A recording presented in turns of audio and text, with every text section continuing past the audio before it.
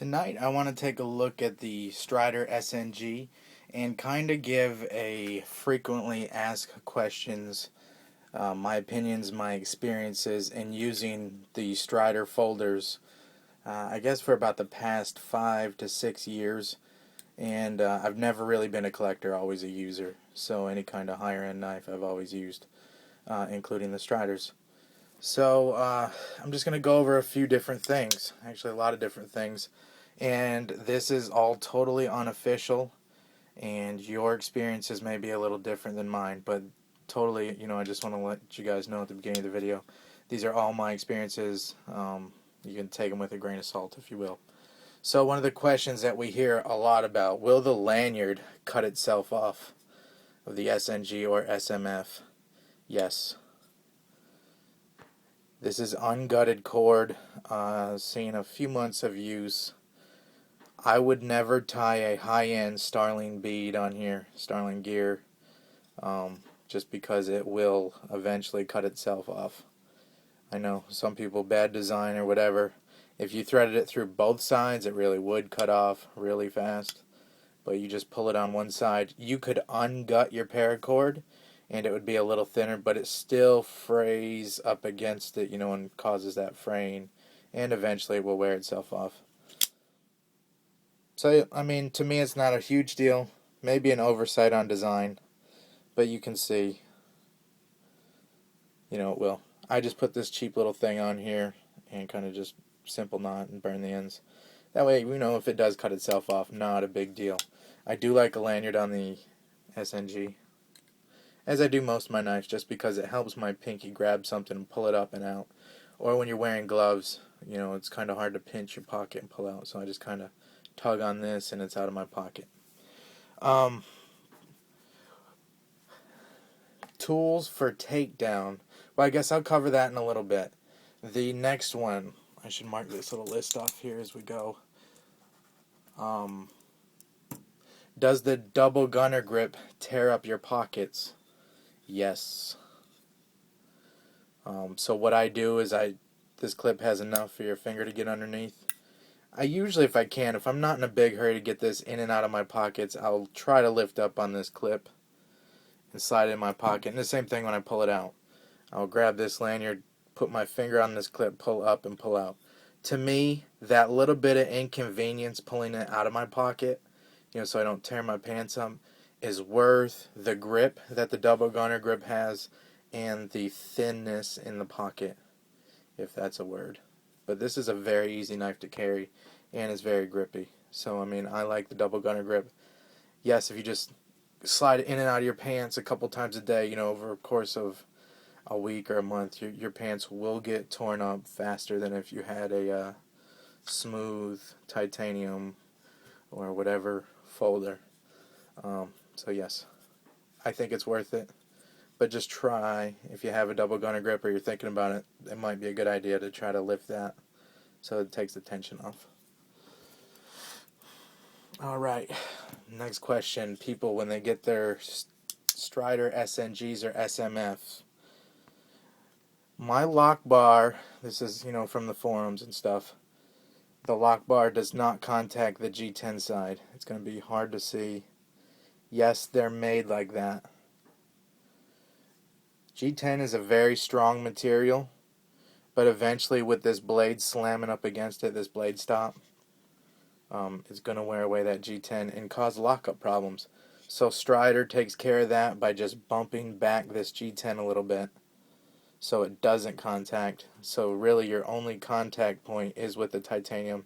Yes, it's designed that way. No, it doesn't affect anything. So your Strider's good to go. They're designed like that.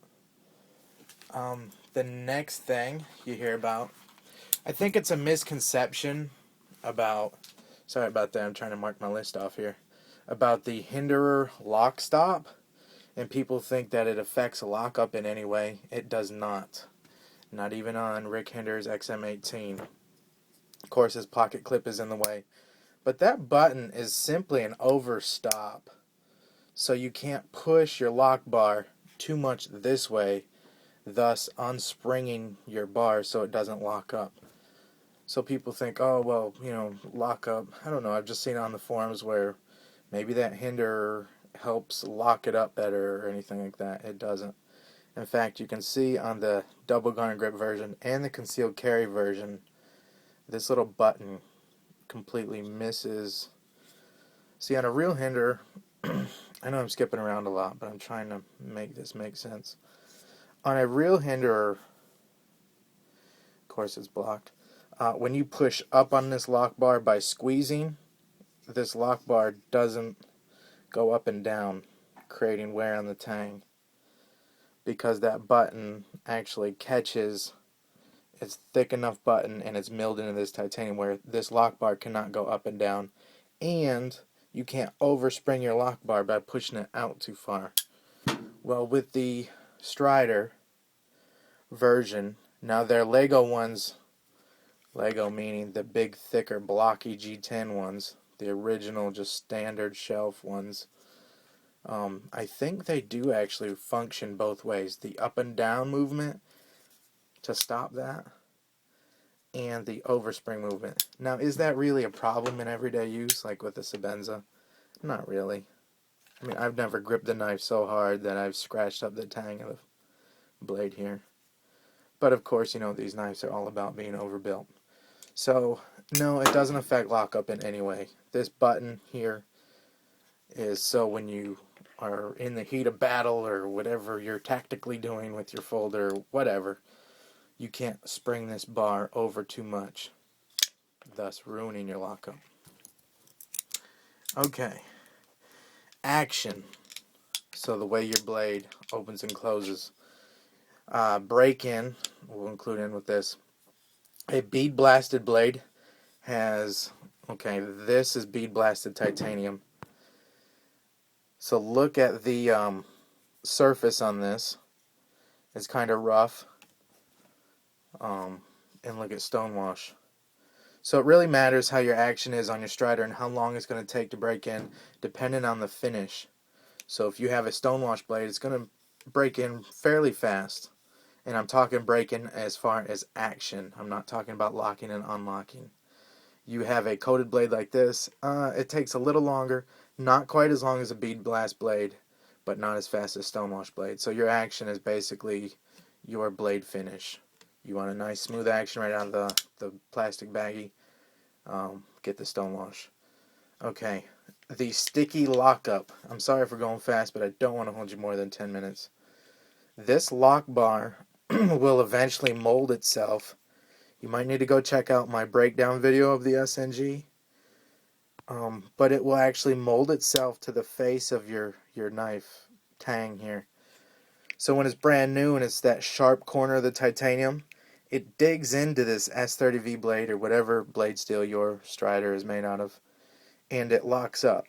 So until you break it in, best way, just slowly opening and closing, maybe while you're watching a movie or whatever, driving, maybe not driving, we don't want you to stab yourself or get in an accident. But anyways, this will eventually mold to the face. That sticky lock will go away, just give it time.